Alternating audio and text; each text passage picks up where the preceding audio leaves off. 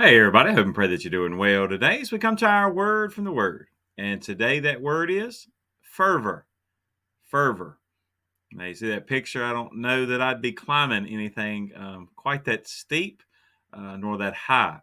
But, the fervor, the excitement, the seriousness, kind of that passion, that loyalty to go ahead, even in the face of extreme obstacles. And so today in John chapter 11, that's exactly what we're going to see. Now, as you read through John chapter 11, and I encourage you as always to read the whole chapter for yourself, you can see the whole context and everything that's going on. But here is the raising of Lazarus from the dead. Another I am statement. I am the resurrection and the life that Jesus says, and it's something. It's so many things here in this story. I started, I've been sticking with the letter F this week, and I started to do 4 and talk about those 4 days. He was 4 days late. Jesus was 4 days late, but right on time. Even this past Wednesday, we were talking about a similar story with Jairus' daughter, and when she was raised, that delay actually made the miracle greater, if you want to look at it that way.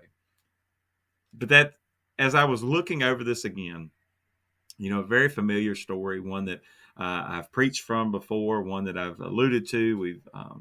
We've done some studies even with the I am statement part of it, but it's just one little phrase in there that I want us to look at today.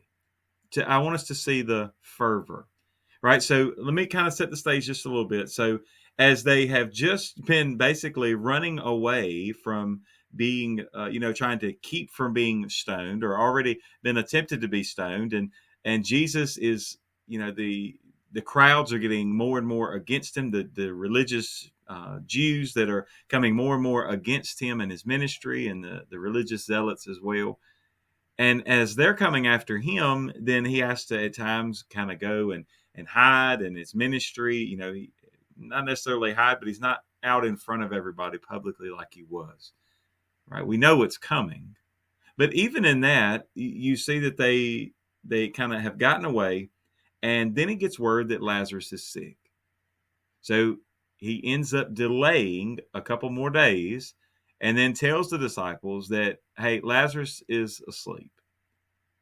And they say, okay, well, if he's asleep, then hey, he's going to wake up. He'll be well. He'll be restored back to health, and we don't need to go. That's the thought, is we don't need to go. And Jesus says, okay, let me just tell you simply. And that's where we pick up in John chapter 11, verses 14 through 16. Then Jesus said to them plainly, Lazarus is dead. And I am glad for your sakes that I was not there, that you may believe. Nevertheless, let us go to him. Then Thomas, who is called the twin, said to his fellow disciples, let us also go, that we may die with him. Now, the part I actually want to focus on today is Thomas's statement, right? We know Thomas as being doubting Thomas. Well, why? Because he doubted the other disciples, as they said they had seen Jesus and that Jesus was alive, and then after the resurrection. And so it takes him a while until, a week later, he sees Jesus in person. And, because he had said, unless I put my hands in the nail prints and the scars, then I'm not going to believe. And then Jesus appears before him and says, well, hey, here, touch, feel. And he believes. And that's where Jesus says, you're blessed because you believe, but blessed are those who have not seen yet believe. Now, having said all that, we see Thomas as the one who's not faithful, who lacks in faith. And while that may be true, here he's actually has that fervor. He has that courage and that loyalty to Christ. Now, see, when you first read it, you may think, well, he says, hey, let's hurry up and we'll go there too, so that we can die with Lazarus.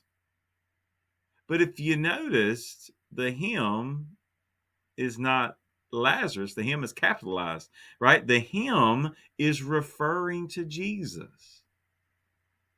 Why would Jesus be going there to die? Well, if we remember that they're talking about all the issues that are going on, Jesus has told them that he is going to die at some point, and there's times where they don't understand all this. They really can't put it all together. They don't really understand the resurrection part of it until later, until after the fact. But here Thomas says, let us go with him. It's kind of like he's saying, hey guys, let's not think about all the other things. Let's go with him. Because he says, hey, Jesus has just said, while it's daytime, we still need to work. There's still work to be done. So he's not worried about what may come. He's going to go so he can heal Lazarus, and so that the disciples will believe even more in the power of Jesus. Now, here's the thing. That great fervor that he has says, let's go with him that we may die with him. In other words, he knew they were getting into a difficult situation. He knew that they may be stoned. He knew that their life may be in danger. And he did not say, let's stay here. He said, let's go with him. In other words, he was literally living out the words where Jesus says, hey, you need to take up your cross. You need to be willing to die, right? Die to yourself to follow after him. Deny yourself, take up your cross, and follow me. So, as much as we talk about doubting Thomas and how much we want to avoid being like him, I wonder if today, if we would have the fervor of Thomas. I wonder if we would have the loyalty that he had. Much like Peter said that, no, Jesus, I'll die with you. I would never let that happen. Now, Peter goes maybe a little bit further in his, but we should have that desire in our hearts. Now, we know that the flesh gets in the way, like it did for Peter, like it did for Thomas.